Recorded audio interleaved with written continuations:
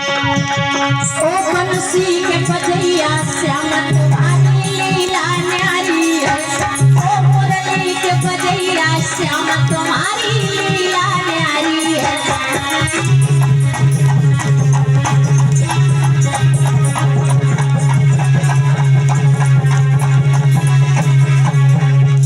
आपने भैया देखिए लीलाधारी की लीला जो ये बात कही है समझा करके महाराज उत्तानपाद से रानी सुरुचि क्या महाराज जब एक तुम्हारे रानी थी तो मुझे व्यर्थ ले आए हो। एक विषय वासना के भोगी का भार झोंकने लाया। अब इतना ही एहसान करो मम डोला पीहर भिजवा दो। तुम घर में जाकर के ऐश करो लेकिन मुझको वापस भिजवा दो। कहारों से कहने लगी है कहारों मेरी बात सुनो। और क्या बोली है सुनो। कि मेरी डोली उठावना कहार। सुन रहे हो कि मेरी डोली उठावना कहार। ससुराल में तो नहीं जाऊंगी।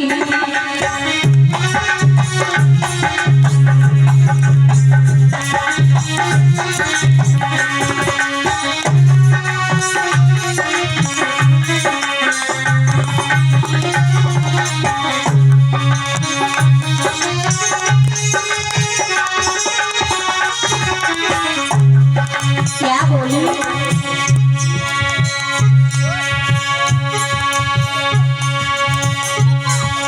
नहीं जाऊंगी मैं नहीं जाऊंगी मैं।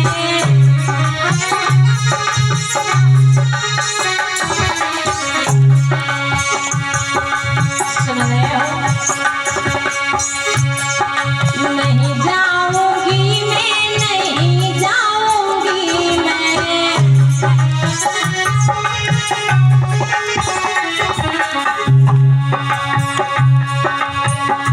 मेरी डोली उठावना कहार। ससुराल में नहीं जाऊंगी।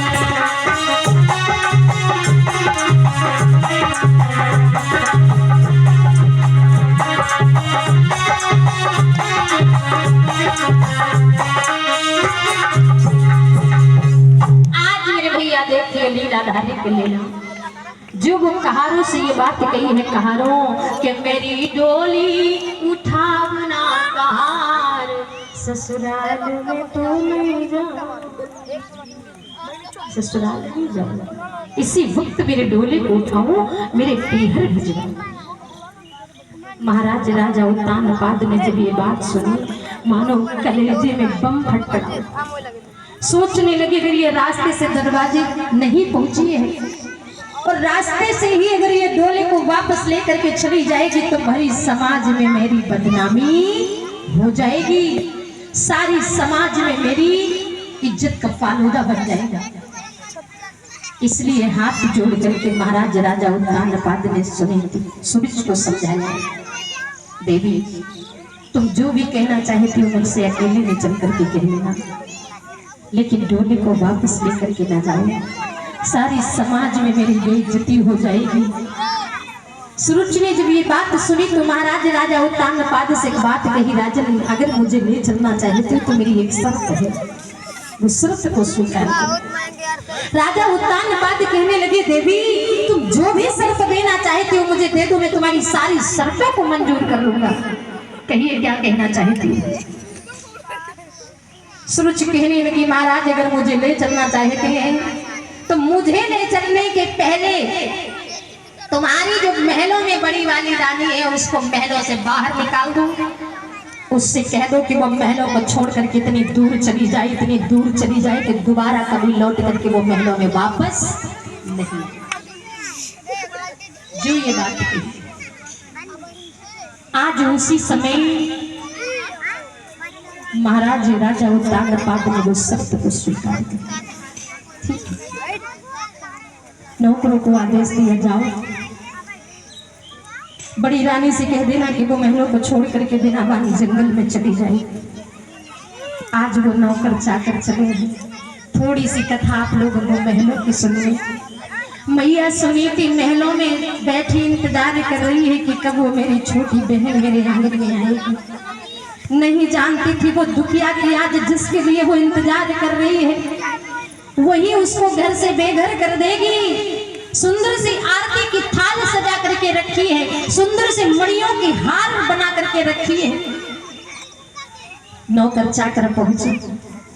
नौकरों चाकरों ने जिस समय वो आरती की थाल को देखा तो पूछने लगे, मैया ये तुमने आरती की थाल किस लिए सजाई है?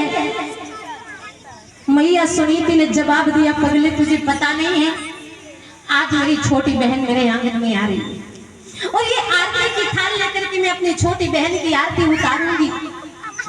सुंदर सी मैंने मड़ियों की हार बना करके तैयार किया है, मैं ये मड़ियों की हार अपनी छोटी बहन के गले में पहनाऊंगी। तो नौकरों की भी आंखों में आंसू आ गए।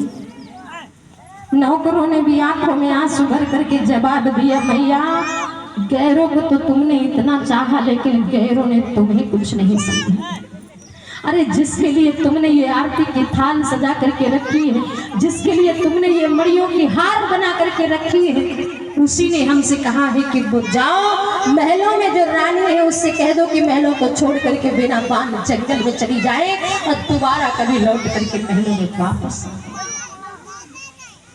नौकरों ने जब ये बात कही तो मानो कलेजे में बम फटफड़ा, पर फिर भी दिल में धैर्य धारण करके वो दुखिया ने जवाब दिया है, भैया अगर मेरी छोटी बहन ये चाहती है तो ठीक है, मैं महलों को छोड़ करके चली जाऊंगी, पर माफ करना एक बार मैं अपने आंखों से अपनी छोटी बहन के दर्शन करना चाहती, सिर्फ एक बार मैं उसकी आरती उतार करके उसको ये हार पहना दूं, इसके बाद मैं तुरंत महलों को छोड़ करके चली जाऊंगी। कि उसी समय वो कहार लोग पालकी को लेकर के दरवाजे पे पहुंचे। जिस समय मैया सुनीति को ये विदित हुआ कि पालकी दरवाजे पे आ गई है, हाय वो दुखिया पागलों की तरह वो आरती की थाल उठा करके भगी है, पालकी का पर्दा उठाती है, सुंदर सी आरती की थाल लेकर के आज जब छोटी बहन की आरती उतारने के लिए उद्यत हुई तो सुरुचि ने देखा ये मणियों की हार पहनाने वाली कोई साधारण नहीं हो सकती। झपट करके आरती की थाल को पकड़ लिया, पूछने लगी कौन है तू? मैया सुनीति ने मुस्कुरा करके जवाब दिया, अरे बहन तुम मुझे नहीं जानती है, मैं तेरी बड़ी बहन हूँ सुनीति। कहने लगी इसका मतलब अभी तुझे राजा ने घर से बाहर नहीं निकाला है? बुलाओ इसी वक्त महाराज उत्तानपाद को। महाराज उत्तानपाद को बुलवाया। सुरुचि कहने लगी, महाराज जी मैंने तुमसे कहा था कि मुझे ले चलने के पहले मेरी आंखों के सामने से एक कांटे को दूर कर दे, अभी तुमने इसको बाहर नहीं किया। महलों में अगर रखना है तो इसको इसी वक्त कह दो कि महलों को छोड़ करके बिना बाने जंगल की ओर चली जाए, वरना मेरा डोला मेरे पीहर भिजवा दो, मैं तुम्हारे घर में रहने के लिए नहीं तैयार हूं। महाराज राजा उत्तानपाद की तो आज साफ छछूंदर वाली दशा हो गई। बोलना चाहते हैं तो गले के बाहर आवाज नहीं आ रही है, आखिर कहे तो क्या कहे। इशारा किया बांदी को, जाओ बड़ी रानी से कह दो कि वो महलों को छोड़ करके चली जाए। बांदी ने जाकर के बताया महाराज का कहना है कि आप महलों को छोड़ करके चली जाए। महारानी जो ये बात कही है वो बांदी ने तो आज वो मैया सुनीति की आंखों में आंसू आ गए, आंखों में आंसू भर करके आज वो दुखिया वो महलों को छोड़ करके जाने लगी। और जब महलों को छोड़ करके जाने लगी तो सुरुचि एकदम से कहने लगी, खड़ी हो जा। मैया सुनीति समझ गई, मुझे लगता है मेरी बहन को दया आ गई, अब वो मुझे बाहर नहीं निकालेगी। सो दौड़ करके आई, झपट करके पैरों को पकड़ लिया। हाँ बहन बताओ क्या बात है? सुरुचि कहने लगी, एक बात बता, तूने ये जो सुंदर से लहंगा और चुंदरिया पहन रखे क्या तेरे बाप के? तूने जो सुंदर से गहने पहन रखे क्या तेरे बाप के? बांदी को आदेश दिया, जाओ इससे कह दो कि लहंगा चुनरिया और ये गहने उतार करके जमीन में रख दे। अब बांदी को आदेश दिया, महलों से फटी हुई साड़ी ला करके इसको दे दो। फटी हुई साड़ी पहन करके ये जाएगी। मानो वो मैया सुनीति के कलेजे में बम फट पड़ा। वो दुखिया रोने लगी। रोती हुई आज वो सुंदर से लहंगा चुनरिया उतार करके जमीन में रख देती है। सुंदर से गहनों को उतार करके जमीन में रख देती है। बांदी के द्वारा लाई हुई वो फटी साड़ी को लपेट करके वो दुखिया आज बिना बाल जंगल की ओर जाने लगी। याद रखना हो रही माताओं और बहनों, एक पुत्र रत्न के बिना आज वो दुखिया दर दर की ठोकर खाने के लिए तैयार हो रही थी। महलों को छोड़ करके जब जा रही थी तो आंखों में आंसू भर करके अपने पिया से एक बात कहती है, पिया मेरी बात सुनो। और क्या कह रही है पिया कि मोए याद सजन तेरी आए रही है, मैं तो जाए रही है। मोए याद पिया तेरी आए रही है, मैं तो जाए रही है।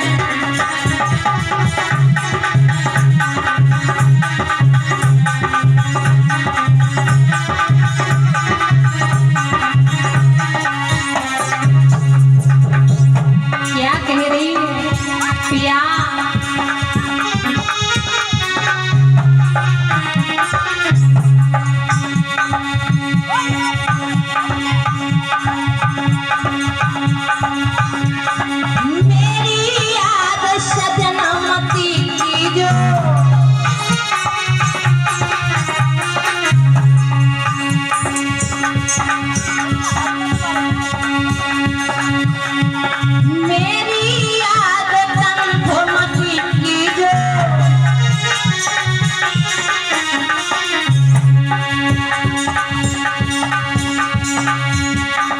दुखिया प्राण गवाए रही है, मैं तो जाए रही है।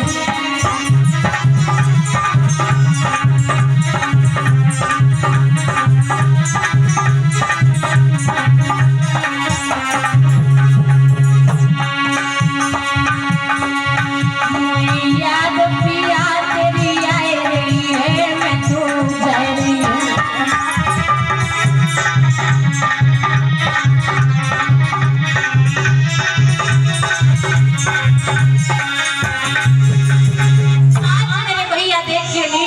लीला मैया श्वेती जब महलों को छोड़ करके रोती हुई जा रही है।